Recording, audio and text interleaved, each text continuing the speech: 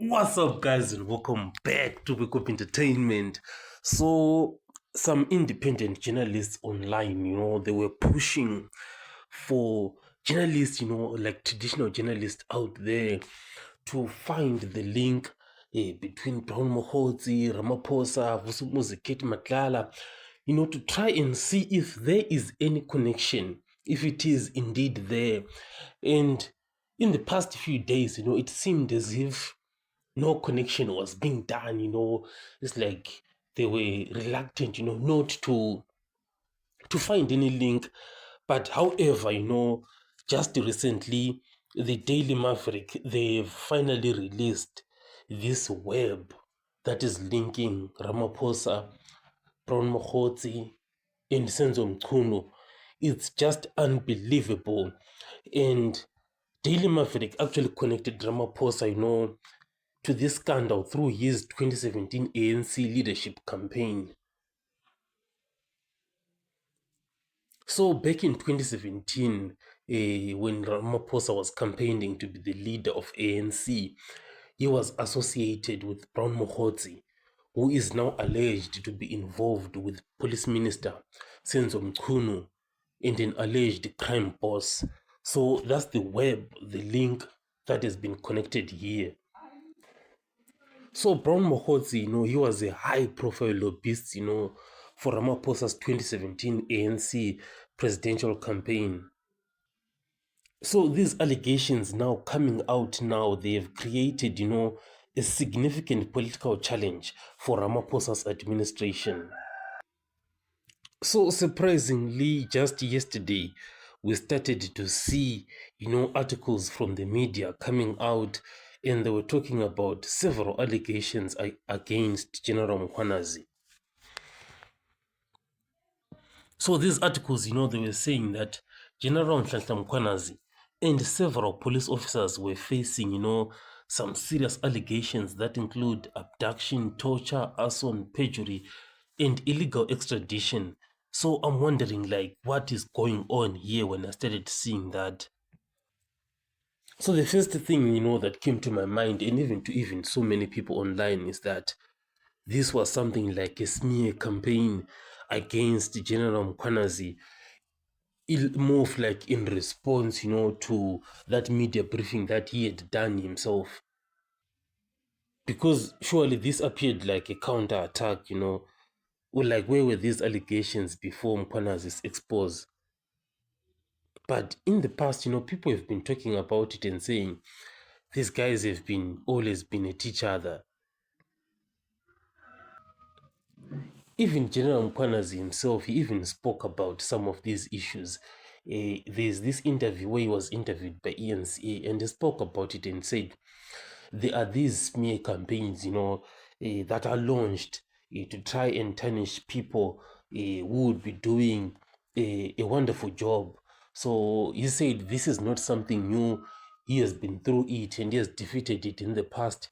So these allegations coming out now, General Mkanazi is aware of them. It's not something new to him. So that is that, and going back to the issue of Brown Mogotsi, Vusumuzi Matlala, and this other guy, Kateso Molefe, and maybe Ramaphosa, being linked in there. The Judicial Commission of Inquiry chairperson, Justice Nguyisele Madlanga, he was speaking about that, the timeline that was given for this investigation. The timeline in itself is 6 months. So he was saying this period is very, very small. We can't just, do and cover all these allegations because they are so wide, they're so huge. There are so many things that we need to do, like consultations, investigations. And as we'll be doing that, it's going to be uncovering more and more. So he was saying we need more time. But however, the time that is there is saying is very, very little. So, but the 6 month timeline, if you have to honestly look at it, it's more than enough. It's plenty, 6 months. Because who do they want to consult with anyway?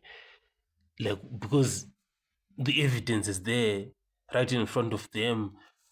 What more do you need? Brown Mogotsi is there. You can just interview him.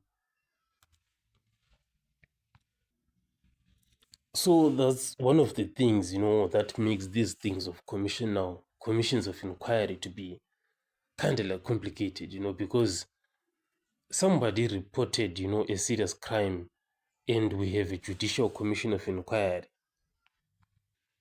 What happens then if maybe the person who is chairing that commission of inquiry, what if he is then implicated himself there? So there is a figure that has been released for how much this commission of inquiry, this 6-month investigation is going to be costing. And the figure has been released at 148 million rands. So that's how much this commission of inquiry is going to be costing. So I'm wondering, like, where is this money going to be spent at? So the first one is that of salaries, those chair people, the staff, the commissioners, the secretaries, legal advisors, etc. They have to be paid, as they'll be doing their job for those legal and expert services. The other one is for venue and logistics, rental offices, hiring venues, meeting rooms, furniture, etc., travel and accommodation. So these are all the expenses that have to be covered by the commission of inquiry. Also, people have to eat, as they will be chairing the commission of inquiry.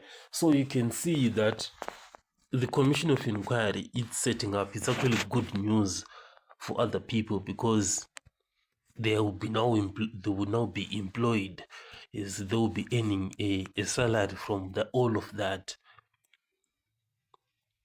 So as they always say, if something is bad, it's good news for another person. And if something is good news for another person, then it's definitely bad news for somebody else. But obviously, one of the things that is surprising is that where is the money coming from? Because when people demand like service delivery and they say, we want electricity, we want water, patch the potholes, they will be like, the money is not there, the money is not there. But General Mkanazi just shows up, and talks about these allegations. And in less than 2 weeks, the budget has already been announced, and there is no even a complaint, that the money is not even there. So this is one of the issues that is there. It's the issue of priorities, more of like majoring on the minor and minoring on the major. But anyway, this is my review, and I'll catch you guys on the next one.